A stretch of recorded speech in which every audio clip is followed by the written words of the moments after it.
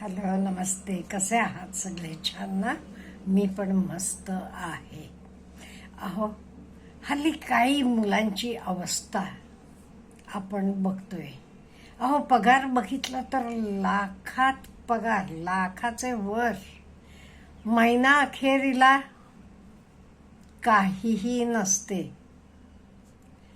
आश्चर्य वाटते आपल्याला. अहो, मुलांचा पगार वडिलांचे पगारापेक्षा जास्त आहे, तरी लागले की वडिलांकडनं पैसे मागून घेतात. आपण बरेच ठिकाणी बघितलं असेल. हे का असं होते? आपल्या पिढीनं म्हणजे पहिले पिढीनं पगार कमी असून सुद्धा त्यातनं कोण घरं बांधली, मुलाबाळांचं सगळं केलं, नातेवाईक पै पाहुणे सगळं केलं.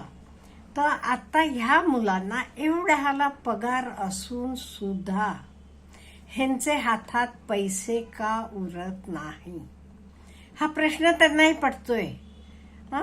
काही मुलं माझ्याशी डिस्कस पण करतात. म्हणून म्हटलं आपण एक व्हिडिओ बनवूया. ह्याच्यापेक्षा आणि काही नवीन असेल आपल्याला आणि काही माहीत असलं तरी तुम्ही ॲड करू शकता. पहिली गोष्ट म्हणजे हल्ली काय झालं माहिती आहे का? आयफोन आता घेतला, पुढच्या वर्षीला नवीन आला, नवीन घ्यायचं. गाडी आता घेतली, गाडी चांगली आहे, पण आता नवीन मॉडेल आले, नवीन घ्यायचं.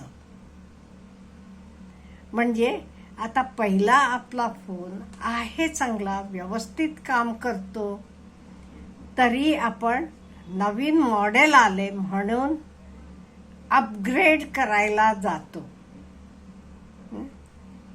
असं करत गेलं की काय होते?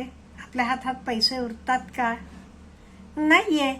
खरी गरज आहे का? गरज आहे तिथे खर्च करा. आता अपग्रेड करायला पाहिजे. आपण काय अपग्रेड करायला पाहिजे? आपले स्किल अपग्रेड करायला पाहिजे, आपलं व्हॅल्यू अपग्रेड करायला पाहिजे. त्याच्यासाठी खर्च करूया ना, तर योग्य आहे. पण ह्या वस्तूंसाठी आणि आपण त्या वस्तू विकायला गेलो की काय किंमत मिळते आपल्याला माहीत आहे. पहिलं कारण हे आहे, आपण शो ऑफ करायला जातो. नवीन आलं की नवीन घ्यायला पाहिजे. अहो, मागचा आहे, उपयोग आहे त्याचा, आपण वापरतो अजूनही. पण नाही, नवीन आले ना बाजारात नवीन आले म्हणून माझ्याकडे नवीन नको का? हे पहिली गोष्ट आहे. दुसरं का नाही, आपल्याला गरजेपेक्षा जास्त खर्च करतात. आता मी एकटा राहतो ते मला केवढं घर पाहिजे? No doubt, in the beginning आपण भाड्यानं घेतलेलं असते, तरी मोठं घ्यायचं. कधी कोणतरी येईल म्हणून 3 BHK किंवा नवरा बायको दोघंच आहेत तरी मोठ्याचं मोठं घर घ्यायचं. मोठं घर म्हणजे भाडं तेवढं जाते का नाही? गरज आहे का? त्याच्याशिवाय काम पण वाटते, व्यवस्थित ठेवणं तर आहे. त्यामुळे घर पण खूप मोठं घ्यायचं नाही. आपल्याला गरज केवढी आहे तेवढं घ्यायचं. माझ्या वडिलांनी तरी भावाला सांगितलं होतं, नवीन घर बांधताना खूप मोठं बांधू नकोस. आमच्या सुनबाईंना केवढं स्वच्छ छान ठेवता येते का नाही? ती केवढं बांध म्हणतीये तेवढं घर बांध, त्याच्यापेक्षा मोठं बांधू नकोस. हे बघा, हे आहे म्हणजे आपल्या हातात आहेत पैसे, किंवा लोकांनी म्हणावं हो केवढं काय घर आहे म्हणून नाही. आपल्याला केवढी गरज आहे तेवढं आपण ठेवायला पाहिजे. हे खूप महत्वाचं आहे. आणि काही लोकांना वाटते गुड फील येतो, एकदम आईस पाईस पॅलेस सारखं घर पाहिजे, गुड फील होतो म्हणतात. मला कळत नाही गुड फील. छोटं घर असलं तर नीट नेटकं छान ठेवलं की गुड फील होतेच की तिथे. आणि काही लोक काय करतात माहितीये का? अगदी स्वस्तातल्या गोष्टी घ्यायच्या. स्वस्तातल्या गोष्टी घेतल्या की त्या लगेच खराब होतात, मग परत त्याला रिपेअरला पैसे खर्च करावे लागतात. त्यामुळे असं करू नका. घेताना चांगली वस्तू घ्या, पण ती टिकाऊ पाहिजे अशी घ्यायला पाहिजे. आणि वॅरंटी, अहो वॅरंटी आहे म्हणतात 3 आता काय 3 वर्षाची वॅरंटी असली तर 3 वर्षात काही तर खराब होत नाहीये. 3 वर्ष झाल्यावर खराब होते. त्यांनाही माहीत आहे की ते हजारो प्रोडक्ट विकलं तर एखाद कुठलं तर निघेल, त्यामुळे तेवढं त्यांना द्यावं लागते. फक्त वॅरंटीचे मागे लागून खूप महागड्या गोष्टी घेत जाऊ नका. आणि एक बघितले मी सबस्क्रिप्शन्स, अहो नेटफ्लिक्स असेल, वेगवेगळे डेटिंग ॲप्स असतील, आपल्याला काही आपण वापरत नाही, तुम्ही वापरत असला तर घ्या ते. For example book reading apps असतात, हे मी पण घेतलेत. आपण वापरतो ते वाचतो, मग घ्या. जे ॲप्स आपण वापरत नाही, महिने ते एकदाही वापरत नाही, मग कशाला ते सगळं सबस्क्रिप्शन भरत बसायचं. तर सगळं सबस्क्रिप्शन काढून टाका. आणि एक मोठी चूक आपले बरेच लोकांची होते, म्हणजे आपल्या पिढीची सुद्धा. लग्न समारंभ वगैरे खूप मोठे करायचे. अहो ज्यांच्याकडे पैसे आहेत ते करू देत ना, पण आपण लोन काढून, कर्ज काढून कशाला करायचं. त्यामुळे अशा गोष्टी जराशा आपण टाळायला पाहिजेत. अति करायचं का, लोकांनी म्हणायला पाहिजे म्हणून. ह्याचे नंतर एक नको त्या सवयी असतात. काही लोकांना स्मोकिंग असेल, ड्रिंकिंग असेल. स्मोकिंग म्हटलं तरी दिवसाला तुम्ही 200-300 रुपयाचे सिगरेट ओढता, म्हणजे महिन्याला किती जातात बघा, विचार केलाय का. आणि फक्त पैसेच नाही, तुमच्या आरोग्याचं काय आहे. म्हणजे आरोग्य आणि पैसे दोन्ही इथे वाया जाते. त्यामुळे हे आपण कमी करत बंद करायला पाहिजे.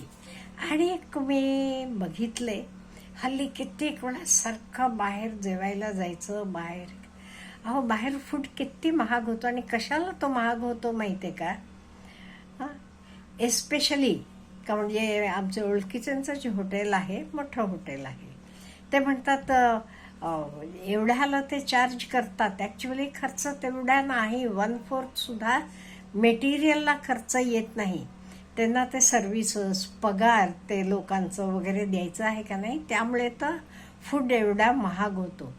त्यामुळे आपण घरात बनवला तर सेम कित्येक गोष्ट हल्ली तरी आपल्याला माहीत आहे. आपण यूट्यूबमधनं बघून कितीतरी मी बघितलं आता मुली, अहो केक सुद्धा किती सुंदर केक बनवतात, विकतचे पेक्षा चांगला केक बनवतात.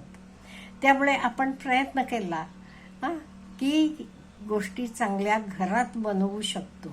आणि हेल्थला पण चांगलं आहे. तर घरात आपण बनवतो, स्वच्छ धुवून बिवून वापरतो.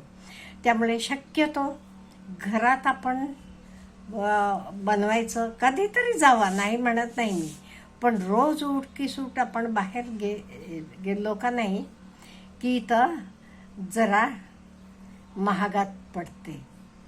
आणि बरेच मुलांना हल्ली शो ऑफ करायला आवडते, म्हणजे त्यांना श्रीमंती दाखवायची आहे. ही श्रीमंती, तुम्ही श्रीमंत व्हा, श्रीमंत होणं चांगलं, पण नुसतं दाखवू नका. दाखवायला श्रीमंती नको, खरोखर तुम्ही श्रीमंत राहावा, मनानं श्रीमंत राहावा, पैसेनं श्रीमंत, खरोखर श्रीमंत राहावा. त्यामुळे नुसतं श्रीमंती दाखवण्यासाठी काय 4 लोक काय म्हणतील, नातेवाईकात हो मी काय मला हे करतात म्हणून का नाही. मी म्हटल्यासारखं दरवर्षी गाडी बदलायची, दरवेळेला फोन, दरवेळेला नवीन. त्यामुळे बऱ्याच गोष्टी फक्त शो ऑफ करण्यासाठी आपण वेस्ट करत असतो. त्यामुळे मला वाटते असं आपण वेस्ट करायचं थांबवलं की खूप फायदा होईल. आणि हे करायला आपण काय करायला पाहिजे मी सांगते तुम्हाला. तुम्ही रोजचा हिशोब लिहायचा एकदा सवय करा. रोजचा हिशोब लिहून ठेवा आणि महिना अखेरीला बघा ते अनवॉन्टेड काय, मी कुठली गोष्ट वाचवू शकलो असतो, कुठे मी वेस्ट केलं, हे जरा तुमचं तुम्ही चेक करत जावा. मग तुम्हाला तिथे जाणवेल, अहो ह्या गोष्टी नको होत्या, हे नुसतं वेस्ट झालं पैसे, इथे मी वेस्ट नको होते करायला, असं आपल्याला जाणवलं की ते पैसे तुम्ही वाचवत जावा. असं आपण जरा व्यवस्थितपणे मॅनेज करत गेलो का नाही, नक्की आपल्याला कधीच पैसेचं शॉर्टेज पडणार नाही. Have a good day.